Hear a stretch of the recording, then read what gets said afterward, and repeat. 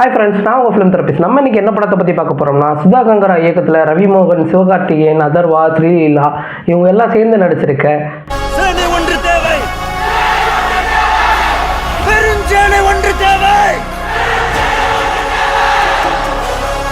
இந்த பராசக்தி படத்தை பார்க்குற முன்னாடி என் சேனலை சப்ஸ்கிரைப் பண்ணலைன்னா சப்ஸ்கிரைப் பண்ணிக்கோங்க. ஸோ வாங்க ரிவ்யூக்குள்ளே போகலாம். ஒரு ட்ரங்க் கால் போட்டு நாங்களே வந்துருப்போம்ல. இந்த ராக்குன்னு நின்று சச்சுன்னு வாடுகிறா செத்துருப்படாடோய். ஸோ பராசக்தி புறநானூறு.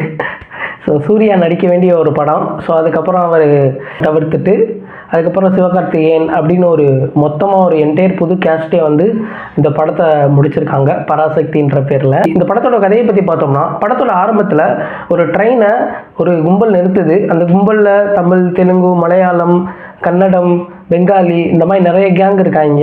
அவங்க வந்து அந்த ட்ரெயினில் இருக்கவங்களாம் இறக்கிட்டு ட்ரெயினை எரிச்சிட்டு இந்த மாதிரி ஹிந்தி திணிப்புக்காக நாங்கள் எதிர்க்கிறோம் அப்படின்றாங்க. ஸோ அந்த கேங்குள்ளே இருக்கவர் தான் சிவகார்த்திகேயன். அந்த ட்ரெயினுக்குள்ளே ஒரு போலீஸ் ஆஃபீஸரும் இருக்கார். ஸோ அவர் தான் ரவி மோகன். இவங்களுக்குள்ளே அப்பயே ஒரு சண்டை வந்துடுது. அதில் ரவி மோகனோட ட்ரிகர் அழுத்துற விரலும் போயிடுது. ஸோ இதுக்கப்புறம் ரவி மோகன் இவரை பழி வாங்கினாரா இல்லையா அப்படின்ற மாதிரி தான் கதை மூவ் ஆகும். ஸோ அதே சம்பவத்தில் இந்த கேங்கில் இருக்க இன்னொரு பையன் இறந்துடுறான். ஸோ நம்மளால தான் இறந்துட்டாரு அப்படின்றனால சிவகார்த்திகேயன் இந்த புறநானூற்று படையை கலைக்கிறாரு. ஸோ இந்த கேங் அப்படியே கலைஞ்சிருது. அந்த கேங் கலைஞ்சதோடு தான் படத்தோட டைட்டிலே ஸ்டார்ட் ஆகும். ஸோ இதுக்கப்புறம் கதை என்னாச்சு, சிவகார்த்திகேயனும் ரவி மோகனும் திரும்ப மீட் பண்ணாங்களா, ஸோ வந்து ஹிந்தி திணிப்பு என்னாச்சு அப்படின்றதான் இந்த மொத்த பராசக்தி படத்தோட கதை. படத்தோட ஃபர்ஸ்ட் ஹாஃப் பொறுத்த வரைக்கும் நம்ம நிறைய இடத்துல பார்த்துருப்போம். இந்த மாதிரி ஹிந்தி திணிப்புக்காக தீக்குளிச்ச ஒரு இவர் தீக்குளிக்கிற அளவுக்கு அந்த திணிப்பு போராட்டம்னு அவ்வளோ பெரிய விஷயமா அப்படின்றத நமக்கு புரிய வைக்கிற விதமாக தான் ஃபர்ஸ்ட் ஹாஃப் இருக்கு. படத்தோட இன்டர்வல் பிளாக்கும் one of the mass interval பிளாக்னு சொல்லியே ஆகணும். ஒரு கம்பேக் பர்சனாக சிவகார்த்திகேயனுக்கு இருக்கும். ஸோ அந்த சீன்லாம் ரொம்பவே அருமையாக இருக்கும். எல்லாமே போராட்ட களத்தில் இருந்தாலும் அதை எவ்வளோ இன்ட்ரெஸ்டிங்காக நமக்கு எடுத்து காட்டணுமோ அவ்வளோ இன்ட்ரெஸ்டிங்காக எடுத்து காட்டியிருப்பாங்க. ஸோ படத்தோட second half full and full Ravi மோகனோட வில்லனிசம் தான். ஸோ வந்து வில்லனாக மிரட்டியிருக்காரு. கொஞ்சம் கூட ஒரு ஈவி இறக்கு இல்லாத ஒரு கொடிய வில்லனாக தான் ரவி மோகனை காட்டியிருக்காங்க. ஸோ சூப்பராக பண்ணியிருக்காரு செகண்ட் ஹாஃப் ஃபுல்லாகவே அவர். ஸோ நீங்கள் ட்ரெய்லர் பார்த்தாலே உங்களுக்கு ஒரு கதை தோணும். அந்த கதை தான் செகண்ட் ஹாஃபோட ஃபஸ்ட்டு ஒரு 45 மினிட்ஸ் நடக்கும். ஸோ அதுக்கப்புறமா கிளைமேக்ஸை நோக்கி படம் போக ஆரம்பிச்சிடும். கிளைமேக்ஸுமே ரொம்ப அருமையாக இருந்துச்சு. அந்த படத்தில் யூஸ் பண்ணியிருக்க கேமியோ பாசில் ஜோசப்பாக இருக்கட்டும், ராணா ரகுபதியாக இருக்கட்டும், அதுக்கப்புறம் ஒரு கன்னட ஆக்டர் வருவார். ஸோ அவராக இருக்கட்டும், எல்லாருமே மிரட்டி வச்சுருக்காங்க.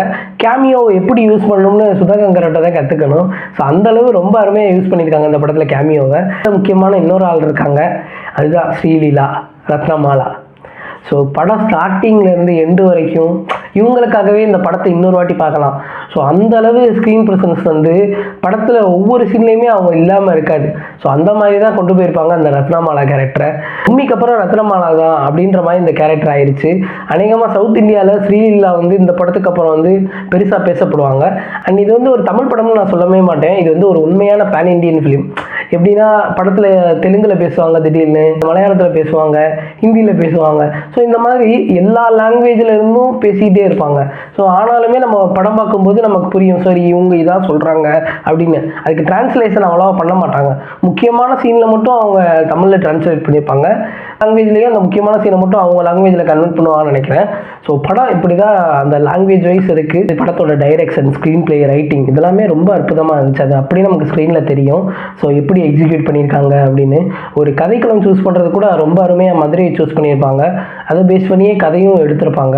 மியூசிக் ஜிவி பிரகாஷோட 100வது படம் தான் இந்த பராசக்தி. ஸோ இந்த பராசக்தி படம் வந்து ஜிவி பிரகாஷ் மியூசிக் எப்படி பண்ணியிருக்காரு 100வது படத்துக்கு. ஸோ அதை நம்ம பார்த்தோம்னா அது நம்ம சொல்லிகிட்டே போகலாம். ஒவ்வொரு பாட்டுமே வித்தியாசமாக இருக்குது. இது வரைக்கும் நம்ம கேட்காத பாட்டாக அந்த மாதிரி ஃபீல் கொடுக்குது. ஸோ அதே மாதிரி இன்டர்வலுக்கு அப்புறம் ஒரு சாங் வரும், தெலுங்கு ப்ளஸ் தமிழ் கலந்து. அந்த சாங்லாம் அல்டிமேட்டாக இருந்துச்சு. எனக்கு ரொம்ப பிடிச்சிருந்துச்சு அந்த சாங். அதே மாதிரி வழக்கம் போல் ஃபேமஸான பல சாங் இருக்குல்ல, ஸோ அதுவுமே ரொம்ப அருமையாக பண்ணியிருக்காரு. ஒரு கிளாஸான மியூசிக்கை நான் இந்த படத்தில் பார்த்தேன். ஸோ ஜிவி பிரகாஷோட 100வது படத்துலையும் அவரை மிரட்டி வச்சிருக்காரு. அண்ட் படத்தில் நெகட்டிவ் எது இருக்கா அப்படின்னு கேட்டிங்கன்னா, இதுக்கு இது ப்ரெடிக்ட் பண்ண கதையாகவே இருந்தாலும் கொஞ்சம் இன்ட்ரெஸ்டிங்காக போகிறனால ஒன்றும் அவ்வளோவா தெரியாது. மற்றபடி எனக்கு ரொம்ப மிஸ் ஆகிறது என்னென்னா, ஒரு காமன் டெம்ப்ளேட்லேயே படம் போன மாதிரியே ஃபீலாக இருந்துச்சு. மொத்தத்தில் இந்த படத்துக்கு நான் போகலாமா வேணாமா அப்படின்னு நீங்கள் கேட்டிங்கன்னா, நீங்கள் வந்து இந்தியாவில் இருந்தீங்கனாலோ இல்லை தமிழ்நாட்டில் இருந்தீங்கனாலோ இந்த படத்தை கண்டிப்பாக போய் பார்க்க வேண்டிய படம் தான் நீங்கள். ஏன்னா வந்து நீங்கள் பேசுகிற மொழி வந்து எவ்வளோ ஒரு இம்பார்ட்டன்ட் அப்படின்றத படத்தில் நல்லா சொல்லியிருக்காங்க.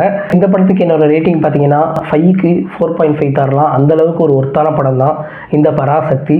இது மாதிரி நிறைய ஃபிலிம் அப்டேட்ஸ் பற்றி தெரிஞ்சுக்க என் சேனலை சப்ஸ்கிரைப் பண்ணுங்கள். டாடா பாய்.